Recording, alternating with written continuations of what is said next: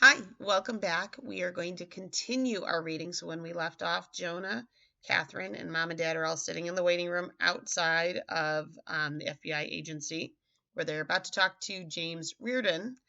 And the only thing of interest that's happened is that somebody gave Jonah a drink, a Mountain Dew. So, when we start off, we're going to begin where we left off halfway through chapter 9. Mr. and Mrs. Skidmore, he asked, reaching out to shake hands. I'm James Reardon. Come on back. The Skidmores followed Mr. Reardon down a long hallway. The offices on either side of the hallway were dark, with the doors shut, as if everyone else had already left for the day. Mom must have noticed this too, because she said, We really appreciate you staying late to meet with us after my husband and I got home from work. We really could have. It's no problem, Mr. Reardon said. He showed them into the only well-lit office, a large room dominated by a huge desk.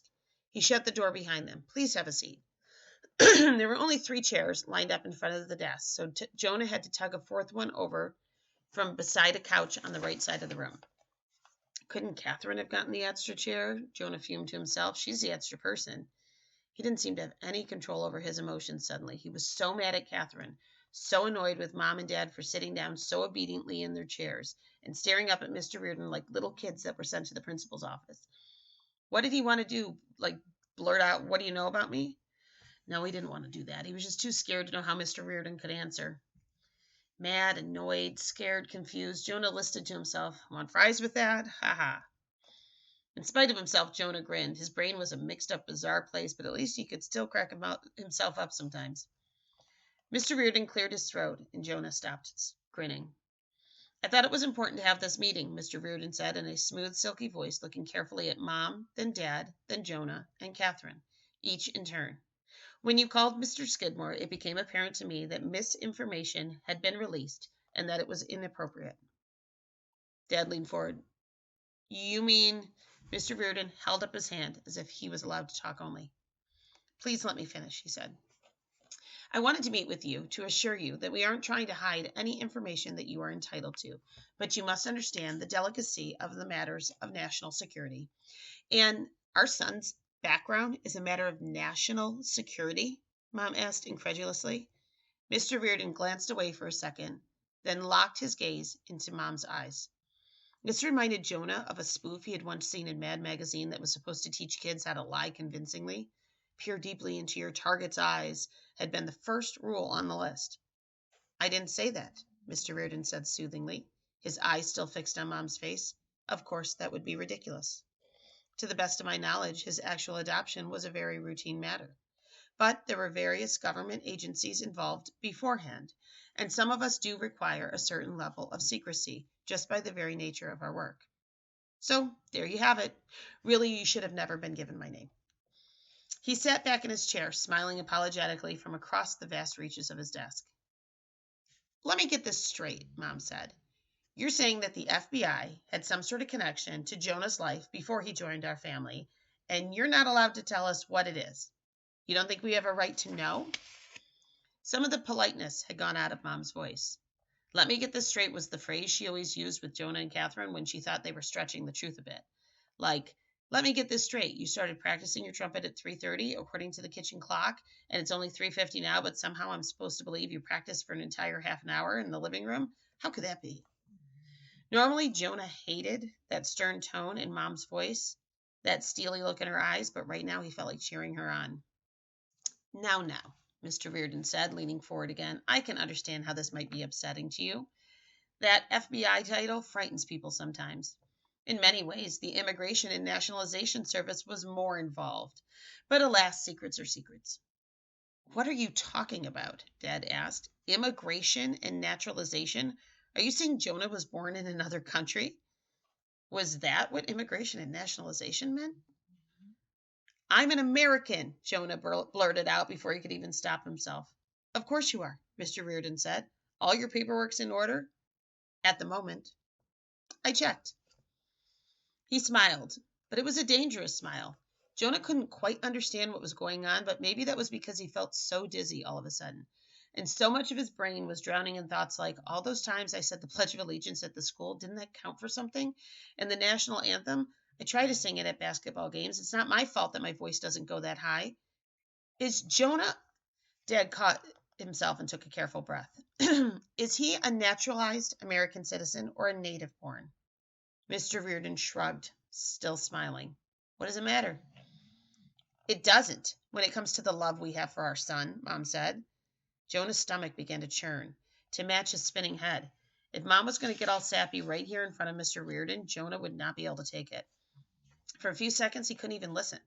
When he forced himself to tune back in, Mom was saying, but it might matter to Jonah someday. If he was born in another country, he might want to go back and visit. He might want to do projects about this country's history for school. Mom's voice cracked on the word school, and Jonah decided this was nothing like the times that she was trying to catch him or Catherine in a lie.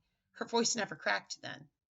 Mr. Reardon leaned closer. He laid his hands lightly on a closed laptop, the only object on his vast desk, and moved the right corner ever so slightly forward, as if that microscopic adjustment might make it align perfectly with the borders of his desk. Let me give you a hypothetical, Mr. Reardon said. Let's say there was an international baby smuggling ring. Lots of poor people in developing countries have babies they can't afford, and lots of rich Americans want babies they can't have. People get desperate, don't they? Jonah saw his mother flinch. Mr. Reardon went on. It's a bad mix. Desperate rich people who want something that desperate poor people have. Laws are broken, rights are trampled, money changes hands illegally. We have done nothing wrong, Dad said coldly. I haven't accused you of anything, Mr. Reardon said. Do you have a guilty conscience? Dad gaped at Mr. Reardon and lurched forward in his chair. Of course not, he said. Jonah was adopted through a reputable adoption agency. We had no contact with any smuggling ring. We didn't pay anything except the regular adoption fee, but everybody pays that. Jonah has never seen his dad so angry before that he actually sputtered. He was usually the calmest person in the family, the most mild-mannered, like a Clark Kent without any secrets. Mr. Reardon laughed, as if he thought Dad's reaction was funny. We're just talking hypotheticals, remember? Dad sat back, and Jonah could tell that it took great effort.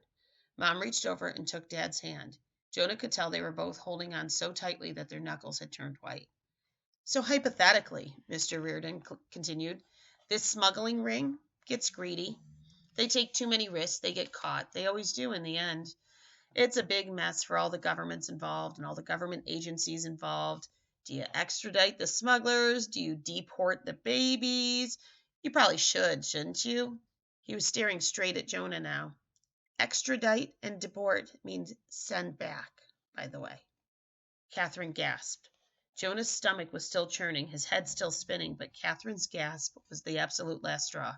He was sick of sitting here listening to Mr. Reardon bully his family with these hypotheticals and all their simpers and smirks and cruel smiles and humorous laughs. He hated the way Mom and Dad were clutching each other, terrified, and the way even Catherine had all the color draining from her face. If there was any way Jonah could hurry this along, a sick stomach and whirling head were not going to stop him. Which country was it? Jonah yelled out. Pardon? Mr. Reardon said. Which country was it? Jonah repeated. I see where you're going with this. Some smuggling ring brought me into the United States. The government busted it, and you gave me to a regular adoption agency, and Mom and Dad got me. I'm really glad you didn't send me back, especially if it was one of those countries where people live on $5 a year. But it'd be nice to know where I came from, just to know. Jonah was amazed at how calm his voice sounded. Really, who cares, he thought. He'd always known his DNA came from strangers, but did it matter if they were strangers from Bangladesh or Ethiopia or China instead of Kansas, Kentucky, or Maine? Jonah glanced down and caught a glimpse of his arm, pale skin, light brown hair, an occasional freckle. Well, maybe he's not from Bangladesh or Ethiopia or China. What other poor country had people that looked like him? It'd be nice to know. I'm sorry, Mr. Reardon said, and he didn't sound sorry at all. You're asking me for information I'm not authorized to provide. Then who would be? Mr. Reardon shrugged. Nobody. It doesn't matter, Jonah told himself. I don't care. But that wasn't true.